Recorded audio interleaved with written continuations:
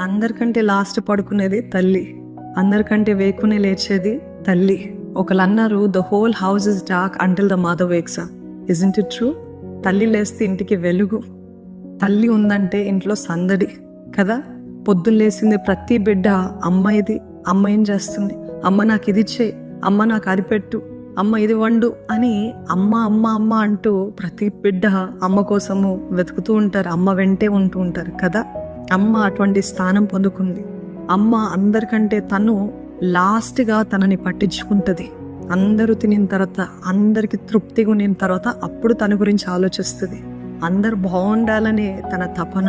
నిజంగా ప్రార్థించే తల్లులు మీకున్నట్లయితే మీరు ధన్యులు. ఎందుకంటే ఎంత దేవునికి దూరం అయినా ఆ ప్రార్థనే మిమ్మల్ని మరలా లాక్కొస్తుంది దేవుని దగ్గరికి.